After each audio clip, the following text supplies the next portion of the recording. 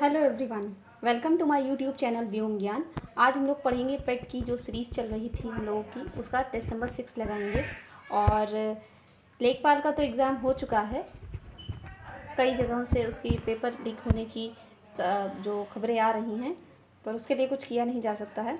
तो पेट का एग्ज़ाम जो कि अब अक्टूबर में होगा, तो आप लोग पढ़ते रहिए।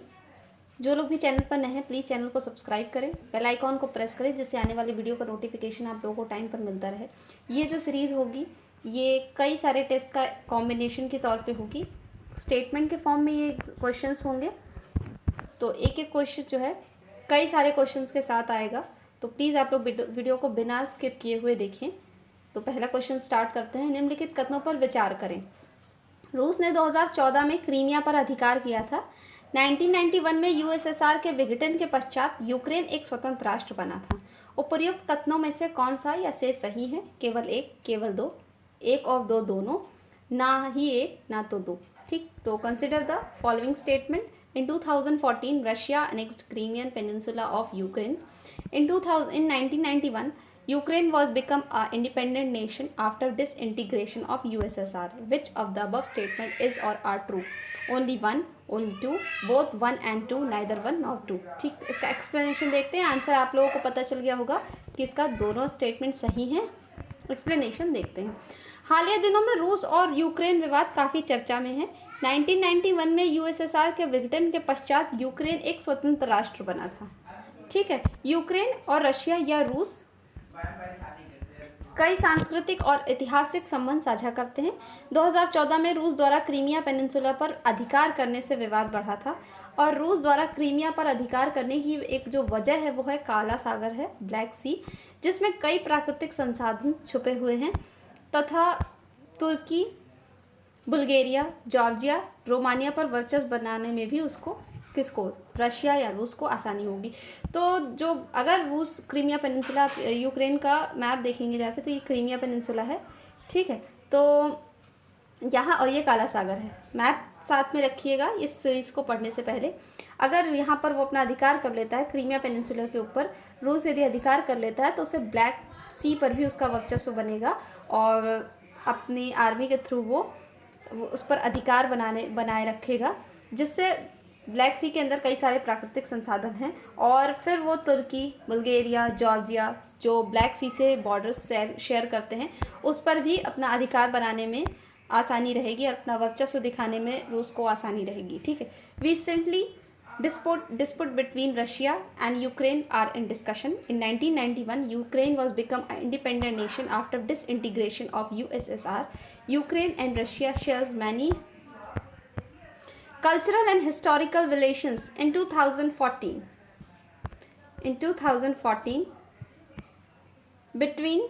dispute between Russia and Ukraine increased after annexation of Crimea Peninsula by Russia. Its main reason is to acquire natural resources found massively in Black Sea and show hegemony on Bulgaria, Georgia, Romania and Turkey. Okay, तो ये second number question हम लोग पढ़ते हैं। Consider about mansabdari system. Akbar started या initiated mansabdari system in 1580, being inspired by Genghis Khan. Designation of mansabdar was hereditary. तो इसमें जो है ऑप्शन ए आंसर में दिख रहा है सही है। तो देखते हैं, मनसबदारी प्रथा के विषय में विचार करें। अकबर ने मनसबदारी प्रथा की शुरुआत 1580 ईस्वी में चंगेज खान से प्रभावित होकर या प्रेरित होकर की थी। मनसबदार का पद वंशानुगत था। इसका खाली ऑप्शन ए ही करेक्ट है। इसका एक्सप्लेनेशन देखते हैं, आप लोगों को क्लियर हो जाएगा। मनसबदारी प्रथा की शुरुआत अकबर ने 1580 ईस्वी में चंगेज खान से प्रेरित होकर की थी। यह दशमलव पद्धति पर आधारित थी। मनसबदार का पद वंशानुगत नहीं था। यहाँ सेकेंड वाले स्टेटमेंट में लिखा हुआ था कि मनसबदार का पद वंशानुगत है, जबकि ये वंशानुगत नहीं है। ठीक है, इसकी नियुक्ति बादशाह द्वारा की जाती थी। मनसबदार की नियुक्ति बादशाह द्वारा की जाती थी, हालांकि पदोन्नति मीर बख्शी करते थे। ठीक, mansabdari system was initiated by Akbar being inspired by Genghis Khan in 1580।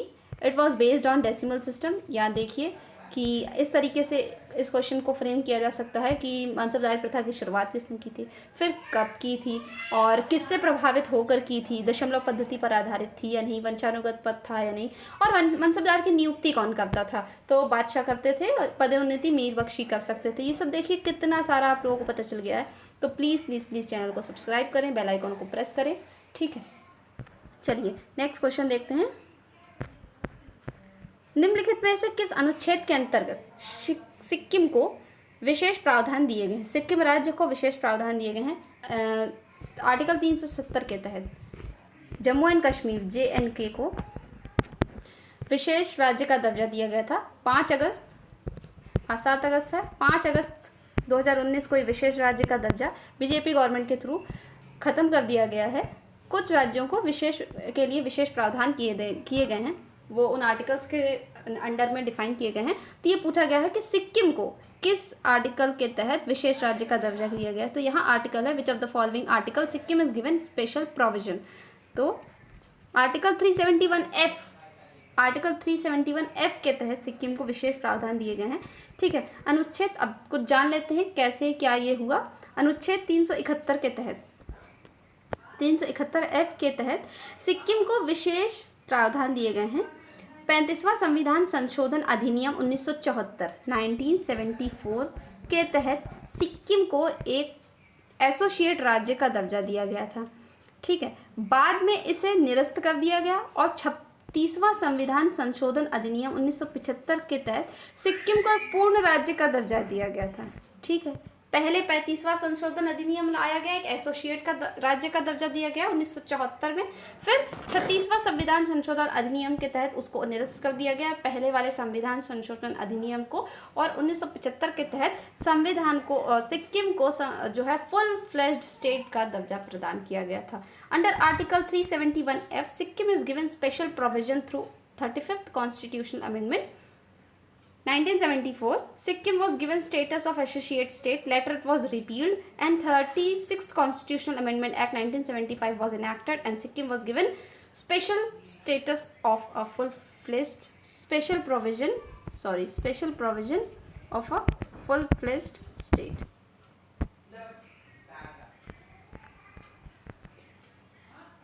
निम्नलिखित कथनों में से कौन सा या से सही है?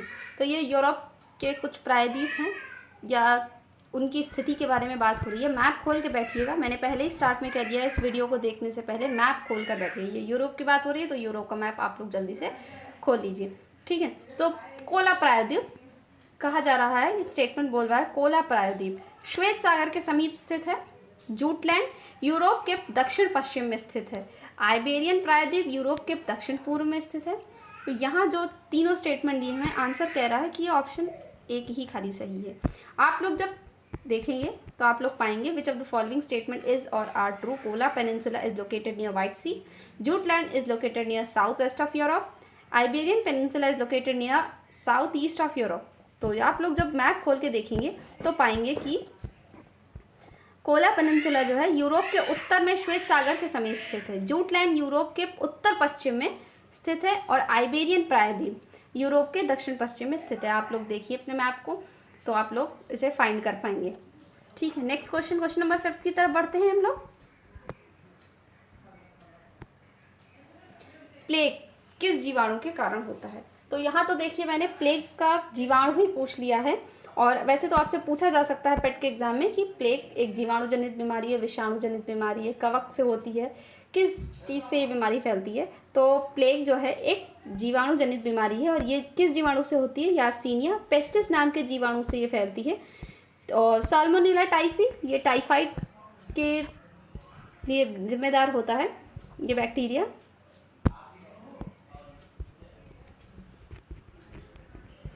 क्लोस्ट्रीडियम टेटनस होता है इससे, और लीशमैनिया डोनावानी काला आजार इससे फैलता है, ठीक है। चलिए आगे देखते हैं। प्लेग एक जीवाणु जनित बीमारी है। ये यार्सेनिया पेस्टिस नामक जीवाणु से फैलती है। यह जीवाणु छोटे जानवरों और उनके पिस्सुओं में मौजूद होता है। प्लेग बीमारी से पीड़ितों के शरीर पर काले निशान पड़ने के कारण इसे ब्लैक डेथ भी कहा जाता है, ठीक है। Plague is a bacterial disease. It is spread by Yersinia pestis. This bacteria is found in rodents and fleas. It is also called black death due to black spot is found in on patient of plague. Okay, तो ये next question देखते हैं हम लोग। Bundelkhand expressway, हालिया दिनों में ही प्रधानमंत्री नरेंद्र मोदी जी ने बुंदेलखंड एक्सप्रेसवे का इनॉग्रेशन किया है। तो आप लोगों ने खबर पढ़ी होगी, इस खबर से ये पढ़ते हैं। बुंदेलखंड एक्सप्रेसवे की कुल लंबाई 296 किलोमीटर्स है। ठीक, यह इटावा जिले में यमुना एक्सप्रेसवे पर कुदरैल गांव से शुरू होकर चित्रकूट के भरतकूप तक जाता है। तो ये इसको देखते हैं, इसके जो स्टेटमेंट है ये खाली स्टेटमेंट 1 ही सही है। ठीक है, एक्सप्लेनेशन देखते हैं। हाल ही में बुंदेलखंड एक्सप्रेसवे का उद्घाटन किया गया है। बुंदेलखंड एक्सप्रेसवे की कुल लंबाई 296 किलोमीटर्स है। यह एक्सप्रेसवे उत्तर प्रदेश के 7 जिलों से होकर जाता है। ठीक, उत्तर प्रदेश के 7 जिलों से होकर जाता है, जो कि इस प्रकार है। इटावा, जालौन, यहाँ औरैया है, औरैया, ठीक, हमीरपुर, महोबा, बांदा, चित्रकूट। यह एक्सप्रेसवे इटावा के कुदरैल गांव से शुरू होकर चित्रकूट के भरतकूप तक जाता है और ये आगरा लखनऊ एक्सप्रेसवे से मिलता है, ना कि यमुना एक्सप्रेसवे से। आगरा लखनऊ एक्सप्रेसवे से मिलता है ये, ना कि यमुना एक्सप्रेसवे से। ठीक है, तो इसका जो है ऑप्शन नंबर 1 सही है और ये 2 गलत है। Recently, Bundelkhand Expressway have been inaugurated. Total length of this expressway is 296 kilometers. This expressway passes from 7 districts of Uttar Pradesh. These are Etawah, Auraiya, map में देखिएगा आप लोग, Jalaun, Hamirpur, Mahoba, Banda, Chitrakoot district. It start from Kudrel village of Etawah district and end in Bharatkoop district of Chitrakoot, Bharatkoop village of Chitrakoot district. Okay, albinism, 7th number question हम पढ़ रहे हैं। Albinism नामक बीमारी मानव शरीर में किस एंजाइम की कमी से हो जाती है? एल्बिनिज्म एक बीमारी है जिसमें त्वचा, बालों का रंग, आँखों का रंग अपनी प्राकृतिक जो नेचुरल जो रंग होता है वो खो देता है और सफ़ेद पड़ जाता है। ठीक है, तो ये बीमारी किस एंजाइम की कमी की वजह से हो जाती है? ठीक, तो यहाँ ऑप्शन ए में दिया गया टोलुइन, टायरोसिनिस, एल्ब्यूमिन, ठीक, और pepsin. Disease named albinism occurs in human body by lack of which enzyme, by deficiency of which enzyme, ये भी बोल सकते हैं। तो टोलुइन, टायरोसिनेज, एल्बिनिज्म, पेप्सिन, इसको आप एक्सप्लेनेशन पढ़ते हैं तो आप लोगों को अच्छे से समझ में आएगा। एल्बिनिज्म एक त्वचा संबंधी बीमारी है। एल्बिनिज्म एक त्वचा संबंधी बीमारी है जिसमें त्वचा, आँख और बालों का रंग सफ़ेद हो जाता है। मेलानिन नामक वर्णक त्वचा के प्राकृतिक रंग के लिए जिम्मेदार होता है। मेलानिन के उत्पादन को टायरोसिनेस एंजाइम नियंत्रित करता है। मेलानिन के उत्पादक को, जो हमारी त्वचा का रंग होता है, ये पिगमेंट मेलानिन की वजह से होता है। अगर मेलानिन का प्रोडक्शन ज़्यादा हो रहा है तो जो व्यक्ति का कॉम्प्लेक्शन होता है वो डार्क होता है, और मेलानिन का प्रोडक्शन कम हो रहा है तो व्यक्ति की त्वचा का रंग थोड़ा लाइट होता है। तो अगर इसका प्रोडक्शन बंद ही हो जाता है तो एल्बिनिज्म नामक बीमारी आ जाती है उसके शरीर में। और इस मेलानिन को जो कंट्रोल करता है वो है टायरोसिनेज नाम का एंजाइम है। ठीक है, इसी के अभाव में यह बीमारी उत्पन्न होती है। Albinism is a skin disease in which color of skin, eye, hair turns white. Pigment melanin is responsible for natural color of skin. Production of melanin is controlled by tyrosinase enzyme. This enzyme is originated by deficiency of this disease is originated by deficiency of same enzyme. Okay. अब question number 8 देख लेते हैं हम लोग। यहाँ पर किस तरीके का ये क्वेश्चन है? निम्नलिखित कथनों पर विचार करें। इकोनॉमिक्स का ये क्वेश्चन है। पिछली बार इकोनॉमिक्स के क्वेश्चन पेट एग्जाम में देखे गए थे। ठीक है, एशिया का पहला निर्यात प्रसंस्करण क्षेत्र यानी एक्सपोर्ट प्रोसेसिंग जोन वर्ष 1965 में कांडला में स्थापित किया गया था। तो पहला सेज या पहला EPZ ऐसा पूछा जा सकता है पेट के एग्जाम में, कहाँ स्थापित किया गया था और किस वर्ष? 1965 में कांडला में स्थापित किया गया था। स्टेटमेंट के फॉर्म में भी क्वेश्चन आ सकते हैं। पिछली बार वाला पेट का एग्जाम ईजी आया था तो जरूरी नहीं ये वाला भी ईजी है। वर्तमान में सक्रिय 64% यानी 64% सेज 5 राज्यों तमिलनाडु, तेलंगाना, कर्नाटक, आंध्र प्रदेश और उड़ीसा में है।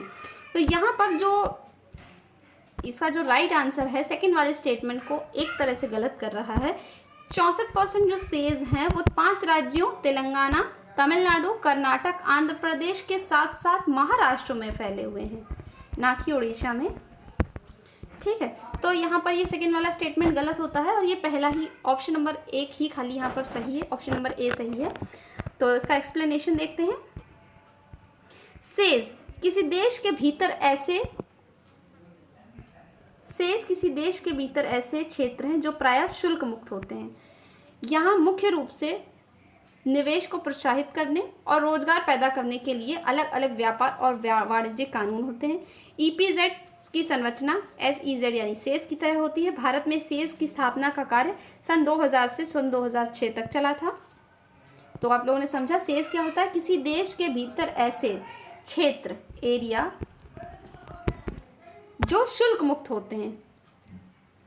ठीक, यहाँ मुख्य रूप से निवेश को प्रोत्साहित करने यानी इन्वेस्टमेंट को प्रमोट करने के लिए, रोजगार को पैदा करने के लिए अलग अलग व्यापार एवं वाणिज्य कानून होते हैं। ईपीजेड की संरचना जैसा कि मैंने बताया same.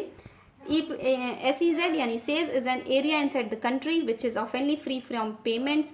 There are various trades and commercial laws which are mainly for promoting investment and growing new employment opportunities. Structure of EPZ is same as structure of SEZ यानी sales establishment work of sales in India was run from 2000 to 2006. Next question देख लेते हैं। बादल फटने में किस तरीके के बादल जिम्मेदार होते हैं? हालिया दिनों में आप लोगों ने सुना होगा कि अमरनाथ यात्रा में बादल फटने से अमरनाथ यात्रा कुछ दिनों के लिए इंटरप्ट रही, ठीक है, या बाधित रही। तो बादल फटने के पीछे किस तरीके के बादल जिम्मेदार होते हैं, तो यह क्वेश्चन यहाँ पर पूछा जा रहा है। बादल फटने की घटना को क्या बोलते हैं, पहले आप लोग ये समझ लीजिए। बादल यदि किसी एक ज्योग्राफिकल एरिया में, किसी एक भौगोलिक क्षेत्र में 100 सेंटीमीटर से ज़्यादा वर्षा हो जाती है, बहुत extreme sudden rain, sudden precipitation, ठीक, सडन रेन 100 सेंटीमीटर से ज़्यादा हो जाती है किसी एक ज्योग्राफिकल एरिया में, 100 सेंटीमीटर से ज़्यादा वर्षा, तो उसे बादल फटना कहते हैं। ठीक है, अमरनाथ जी वहाँ पर ये घटना अभी कुछ दिनों पहले देखने को मिली थी। 2013 में केदारनाथ में घटना देखने को मिली थी जिसमें काफ़ी मात्रा में लोगों को नुकसान हुआ था, जन धन की हानि हुई थी। तो चलिए ये सब चलता रहेगा। बादल फटने में कौन से बादल जिम्मेदार होते हैं? क्यूमुलोनिम्बस क्लाउड्स रिस्पॉन्सिबल होते हैं बादल फटने में। कपाशी वर्षा मेघ उन्हें बोलते हैं हिंदी में, और क्यूमुलोनिम्बस बोलते हैं इंग्लिश में। ठीक, ये अत्यधिक गहरे और सघन मेघ होते हैं। इन बादलों में भारी वर्षा, ओला आदि उत्पन्न होते हैं। ठीक, इन्हीं बादलों से शीतोष्ण कटिबंधीय चक्रवातों में भी वर्षा होती है। इन बादलों से भयंकर मेघ गर्जन, बिजली की चमक होती है। तो they are highly deep black and dense cloud. They are responsible for heavy rain and hailstorms. These clouds are make precipitation in temperate cyclone. They produces heavy storms and lightning. Okay. Question number 10 देख लेते हैं। निम्नलिखित कथनों पर विचार करें। देखिए सबसे ज़्यादा आप देख रहे होंगे 10 क्वेश्चन तक हम लोग आ गए हैं कि जो स्टेटमेंट वाले क्वेश्चन ही है, ये हिस्ट्री से क्वेश्चन है। कनिष्क की पहली राजधानी पेशावर, पुरुषपुर भी बोलते थे इसे, और दूसरी राजधानी मथुरा थी। ठीक है, कुषाण काल में सर्वाधिक सोने के सिक्के कुजुल कड़फिशेस ने चलाए थे। तो यहाँ पर जो पहला वाला स्टेटमेंट है वही सिर्फ सही है, क्योंकि कनिष्क की पहली राजधानी पेशावर थी, दूसरी मथुरा थी, एकदम सही स्टेटमेंट है। कुषाण काल में सर्वाधिक सोने के सिक्के विम कड़फिशेस ने चलाए थे। कुजुल कड़फिशेस ने नहीं, विम कड़फिशेस ने चलाए थे। ठीक है, तो इसका ऑप्शन नंबर 1 सही है। इसकी एक्सप्लेनेशन देख लेते हैं। Consider the following statement. First capital of Kanishk was Peshawar, while second capital was Mathura. Maximum gold coin was prevailed by Kujul Confucius in Kushan era. तो यहाँ पर ये सही एक्सप्लेनेशन देखते हैं। भारत में कुषाण वंश का संस्थापक कुजुल कड़फिशेस को माना जाता है। विम कड़फिशेस ने भारत में सर्वाधिक सोने के सिक्के चलाए। कुषाण वंश का सबसे सफल शासक कनिष्क था। उसने अपनी राजधानी पेशावर और दूसरी राजधानी मथुरा थी। उसकी पहली राजधानी पेशावर और दूसरी मथुरा थी। ठीक, Kujula Kadphises is considered as founder of Kushan dynasty in India. Vima Kadphises prevailed maximum gold coins in his region. Most successful rulers of Kushan dynasty was Kanishk. His first capital was Peshawar and second was Mathura. ठीक, अब ये question number 11 हम लोग देख लेते हैं. Global 500 पुरस्कार किस क्षेत्र में दिया जाता है? पीसीएस का पूछा हुआ ये क्वेश्चन है. ग्लोबल 500 पुरस्कार किस क्षेत्र में दिया जाता है? तो ग्लोबल 500 पुरस्कार ये 15 पर्यावरण के क्षेत्र में दिया जाता है. ग्लोबल 500 पुरस्कार पर्यावरण के क्षेत्र में दिया जाता है. इस पुरस्कार की स्थापना 1987 में संयुक्त राष्ट्र पर्यावरण कार्यक्रम के द्वारा की गई थी. Global 500 award is given in field of environment. This award was established by United Nation Environment Programme in 1987. Okay,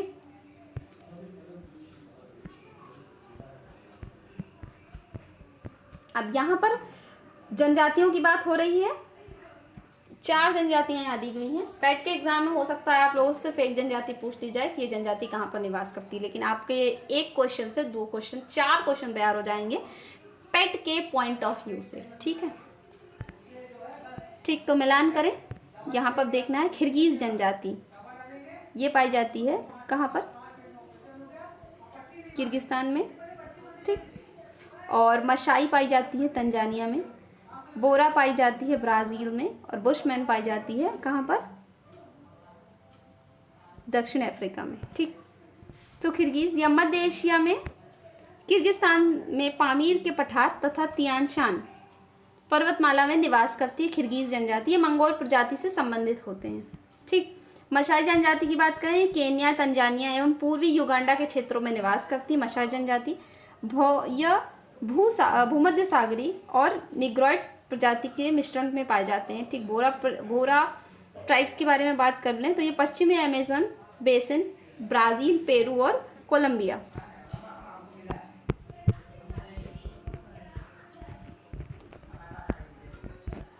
में पाए जाते हैं. ठीक, और अमेरिका में के रेड इंडियंस के समान होते हैं, आइडेंटिकल होते हैं. बुशमैन ये दक्षिण अफ्रीका के कलाहारी मरुस्थल, लेसोथो और जिम्बाब्वे में पाए जाते हैं. ठीक है, तो इसका इंग्लिश वाला वर्जन आप लोग पढ़ लीजिएगा, स्क्रीनशॉट ले लीजिए. ठीक, नेक्स्ट देख लेते हैं क्वेश्चन नंबर 13. अशोक के किस शिलालेख में सभी संप्रदायों की भावनाओं को मानने के प्रति सभी संप्रदायों के मानने वालों के प्रति सद्भावना का संदेश मिलता है? किस शिलालेख में अशोक ने ऐसा कहा है? तो ये ऐसा कहा है सभी जो धर्म संप्रदायों के मानने वालों के प्रति सद्भावना को उल्लेख मिला है.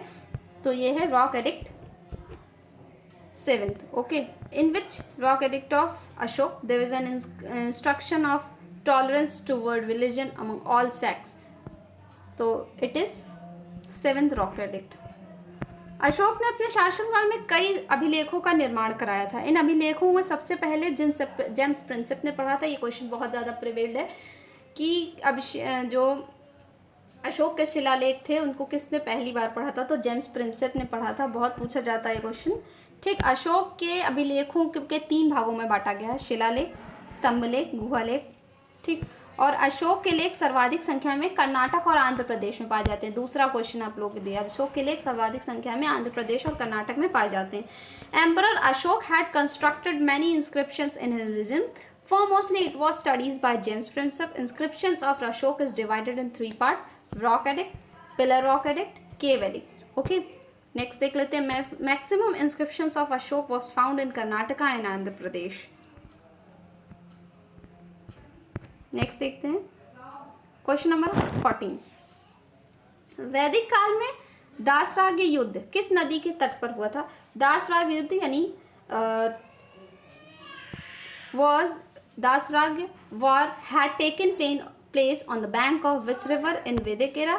It was taken place in Purushni, on the bank of Purushni river. Okay, Bharat वंश के राजा सुदास तथा अन्य 10 राजाओं के साथ दासराग युद्ध हुआ था जिसमें 5 आर्य और आर्योत्तर जनों के प्रधान थे. ये युद्ध पुरुषणी नदी के तट में हुआ था. दासराग युद्ध में सुदास की पराजय हुई थी. ठीक, दासराग ये युद्ध was fought between King Sudash of Bharat dynasty and other 10 kings in which 5 Aryans and later and 5 are non-Aryans chief. The battle was fought on the bank of river Purushni. Sudas was defeated in this battle. निम्नलिखित प्रश्नों पर विचार कीजिए। Question number 15 है ये। राष्ट्रीय ग्रामीण रोजगार गारंटी अधिनियम की शुरुआत 2006 में हुई थी। ये एक स्टेटमेंट है, मनरेगा के बारे में स्टेटमेंट है, आप लोगों को बताऊं मैं। इस रोजगार अधिनियम में ऐसा प्रावधान है कि लाभार्थियों में कम से कम 33% महिलाएं होनी चाहिए। तो देखते हैं इसका स्टेटमेंट। सबसे पहले consider the following statement. National rural employment guarantee act was initiated in 2006। ठीक, there is a provision in this guarantee act, it should be at least 33% female beneficiaries। तो जब एक्सप्लेनेशन पढ़ेंगे तब अच्छे से समझ में आएगा। राष्ट्रीय ग्रामीण रोजगार गारंटी अधिनियम नरेगा की शुरुआत 2006 में हुई थी। 2 अक्टूबर 2009 में इसका नाम महात्मा गांधी राष्ट्रीय ग्रामीण रोजगार गारंटी अधिनियम कर दिया गया। यह दुनिया की सबसे बड़ी रोजगार कार्यक्रमों में से एक है। ऐसी जो जन आरोग्य योजना है, प्रधानमंत्री जन आरोग्य योजना, आयुष्मान कार्ड जो है,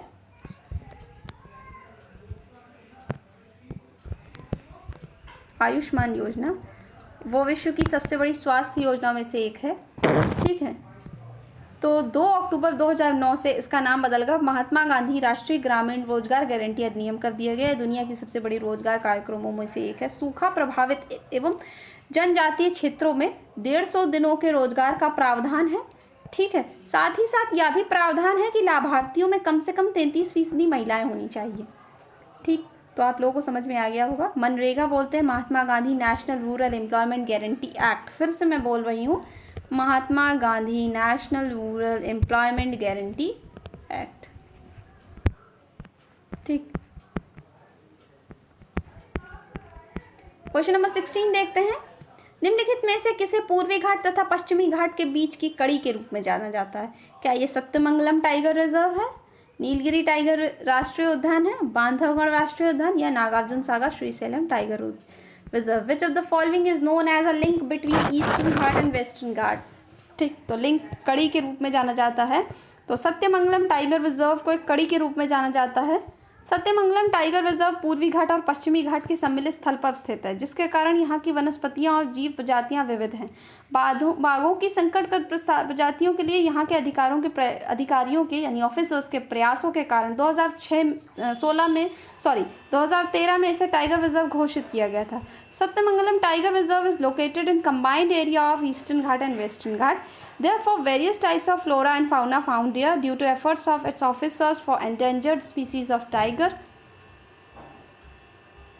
It is declared as Tiger Reserve in 2013. ठीक, sir Nagarjuna Sagar Srisailam tiger reserve जो यहाँ पर बात की जा रही है, ऑप्शन नंबर डी की, ये भारत का सबसे बड़ा टाइगर रिजर्व है। ठीक है, ये इससे पहले इन्वायरमेंट वाले वीडियो में भी हम आपको बता चुके हैं नागार्जुन सागर श्रीशैलम टाइगर रिजर्व के बारे में। प्रोजेक्ट टाइगर 1973 में स्टार्ट किया गया था बाघों की संख्या में बढ़ोतरी करने के लिए, बाघों को संरक्षण प्रदान करने के लिए। ठीक है, निम्नलिखित और नेशनल जो टाइगर दिवस जो मनाया जाता है यानी बाघ दिवस 29 जुलाई को ये सेलिब्रेट किया जाता है। ठीक है, निम्नलिखित में से मैसेंजर आरएनए का कार्य क्या होता है?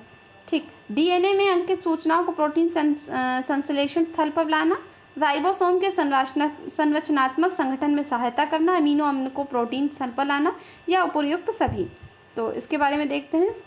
विच of the following is work of messenger RNA to bring information mention in DNA on protein synthesis place to help in structure organization of to help in structural organization of ribosome to bring amino acid in protein area and all of the above। तो इसके बारे में status explanation पढ़ते हैं। Ribose nucleic अम्ल कोशिका द्रव में एकल कुंडलित संरचना है। यह मुख्य तौर पर प्रोटीन निर्माण में भाग लेती है। यह न्यूक्लियोटाइड से बनी होती है जो कि नाइट्रोजनी बेस और फास्फेट समूह से जुड़े होते हैं। नाइट्रोजनी बेस इस प्रकार हैं: एडेनिन, ग्वानिन, साइटोसिन और यूरेसिल। और यहाँ पर डीएनए में जो नाइट्रोजनी बेस होते हैं एडेनिन, ग्वानिन, साइटोसिन और थायमीन होते हैं। ठीक है, यहाँ पर थायमीन की जगह यूरेसिल होता है। नेक्स्ट देख लेते हैं, निम्नलिखित में से कौन सी योजना सबसे पहले शुरू की गई थी? तो यहाँ पर कई सारी योजनाएं लिखी हुई हैं, जिसमें से सबसे पहले जो योजना शुरू की गई थी वो थी प्रधानमंत्री ग्रामोदय योजना। इसकी शुरुआत सन 2000 में हुई थी। इसका उद्देश्य ग्रामीण क्षेत्रों के गरीब परिवार के लोगों को घरों के सपने को पूरा करना है। ठीक है, क्वेश्चन नंबर 19 देखते हैं। हाल ही में खोजा गया विश्व का सबसे बड़ा पौधे का नाम क्या है? ये करंट अफेयर्स का क्वेश्चन है। तो हेलिएंथस, पोंगेमिया पिन्नेटा, ठीक, या मर्टेसी, या पोसिडोनिया ऑस्ट्रेलिस। ठीक, हाल ही में ऑस्ट्रेलिया में दुनिया का सबसे बड़ा पौधा खोजा गया, जिसका नाम पोसिडोनिया ऑस्ट्रेलिस रखा गया है। यह पौधा पश्चिमी ऑस्ट्रेलिया की सार्क खाड़ी में खोजा गया है। यह समुद्री घास की एक प्रजाति है जो कि ऑस्ट्रेलिया के दक्षिणी भाग में भी पाई जाती है। यह समुद्री फूल वाला पौधा है। इसकी पत्तियां जो होती हैं बड़ी होती हैं, चमकीली हरी पत्तियां होती हैं, जो कि 100 सेंटीमीटर से अधिक लंबी होती है। इस पौधे की लंबाई जो है, कुल लंबाई, जिसकी वजह से दुनिया का सबसे बड़ा पौधा है, 180 किलोमीटर है। Recently, world's largest plant has been discovered in Australia. It is named as Posidonia australis. This plant is discovered in Shark Bay of Australia. It is a species of seagrass which is found in southern part of Australia. Its leaves are big, sparkling green, and more than 80 centimeter long. Total length of this plant is 180 kilometers. राष्ट्रीय महिला आयोग, question number 20 पढ़ते हैं। राष्ट्रीय महिला आयोग की स्थापना कब की गई थी? तो राष्ट्रीय महिला आयोग की स्थापना 31 जनवरी 1992 में की गई थी। When was national women commission established? It was established in 31 जनवरी 1992। यह एक सांविधिक निकाय है, स्टैच्यूरी बॉडी है, ठीक है, जिसका उद्देश्य महिलाओं के लिए संवैधानिक और कानूनी सुरक्षा उपायों की समीक्षा करना है। ठीक है, वर्तमान में इसके अध्यक्ष जो है श्रीमती रेखा शर्मा जी हैं। आगे बढ़ते हैं, क्वेश्चन नंबर 21 देखते हैं। भारतीय संविधान के किस अनुच्छेद के अंतर्गत प्रशासनिक ट्रिब्यूनल से संबंधित प्रावधान है? तो प्रशासनिक ट्रिब्यूनल से संबंधित जो प्रावधान है वो है आर्टिकल 323A के तहत प्रशासनिक ट्रिब्यूनल का प्रावधान किया गया है। Under which article of Indian constitution there is a provision of administrative tribunals?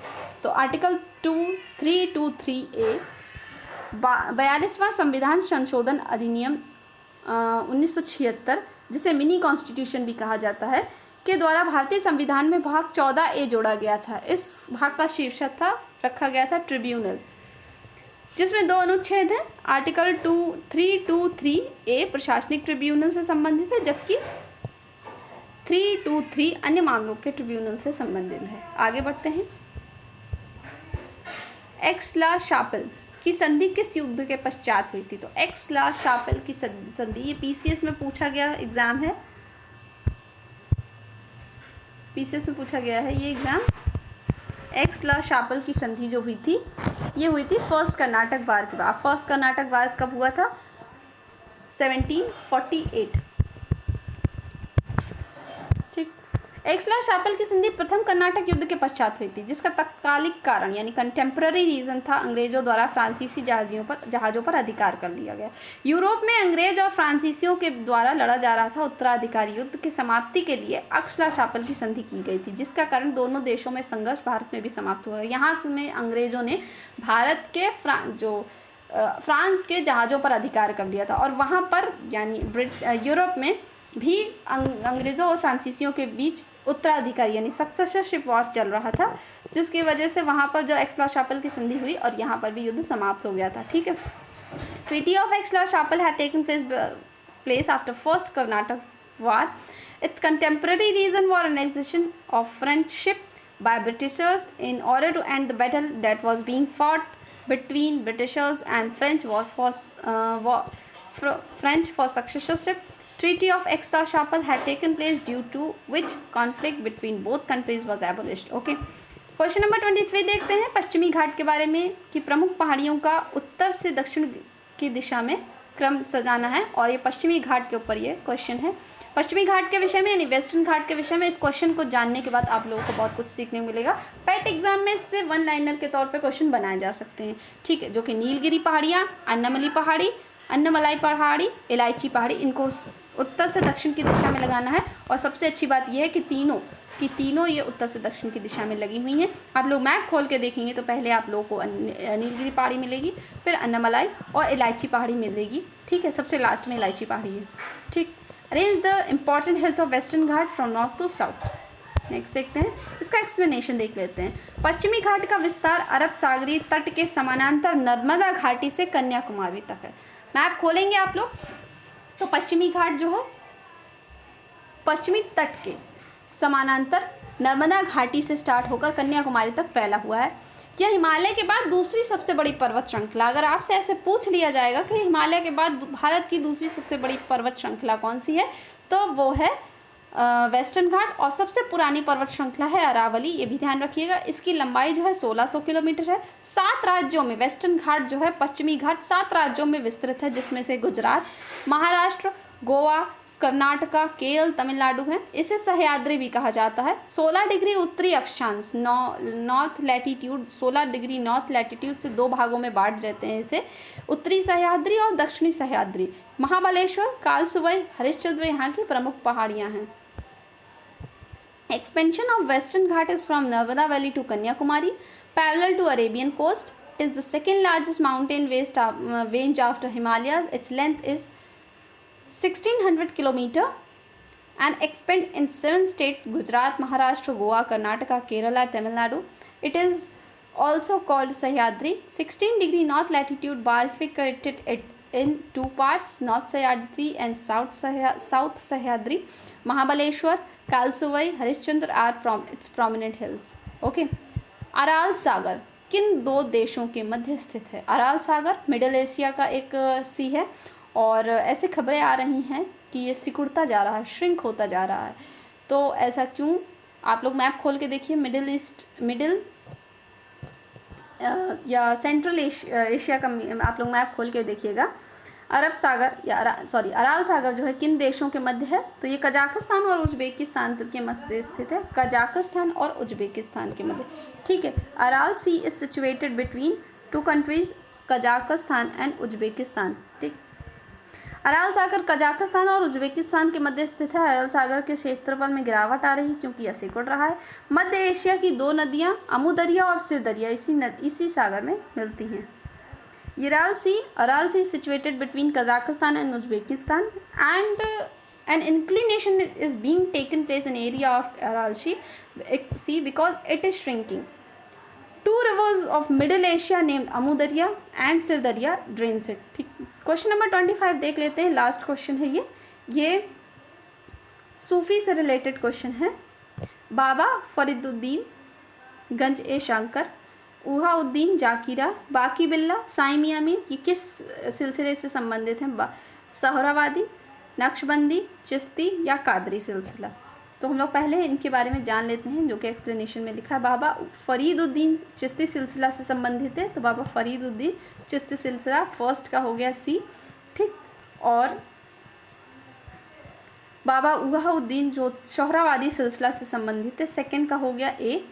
तो इस तरीके से इसका ऑप्शन नंबर सी यहाँ राइट मुझे लग रहा, फिर भी एक बार टैली कर लेते हैं। उहाउद्दीन बाबा फरीदुद्दीन चिश्ती सिलसिला से संबंधित थे और ये कुतुबुद्दीन बख्तियार काकी के शिष्य थे।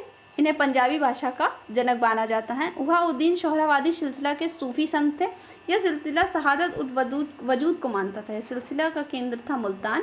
बाकी बिल्ला नक्शबंदी सिलसिला के सूफी थे। बाकी बिल्ला ने इस सिलसिले का प्रचार भारत में किया। बाबर और औरंगजेब नक्शबंदी सिलसिले से ही थे। ये बात बहुत इंपॉर्टेंट है, इसको याद रखिएगा। बाकी जो बाबर और औरंगजेब किस सिलसिले से संबंधित है, ऐसा एग्जाम में आ सकता है। तो बाबर और औरंगजेब नक्शबंदी सिलसिले से संबंधित थे। साई मियां मीर कादरी सिलसिले से संबंधित थे। मकबूल मोहम्मद गिलानी ने भारत में इस सिलसिले का प्रचार किया था। दारा शिकोह इस सिलसिले से संबंधित है। इस सिलसिले में हरी पगड़ी पहनने का प्रावधान था। तो जो इसका जो राइट आंसर है वो है ऑप्शन नंबर सी। और इसको भी पढ़ लेते हैं। Baba Fariduddin was Sufi saint and Chist of Silsila. He was disciple of Bakhtiyar Kaki. He is regarded as father of Punjabi language. Uhaudin was Sufi saint of Shahrawadi Silsila. He was in favor of Shahadat ul Wajud. Center of the Silsila was Multan. बाकी बिल्ला की बात करें तो नक्शबंदी सिलसिला से थे। बाकी बिल्ला propagated the silsila in India. Babar and Aurangzeb was follower of same silsila. Sai Mian Mir was from Qadri silsila. Maqbool Mohammad Gilani propagated the silsila in India. Dara Shikoh is from same सिलसिला।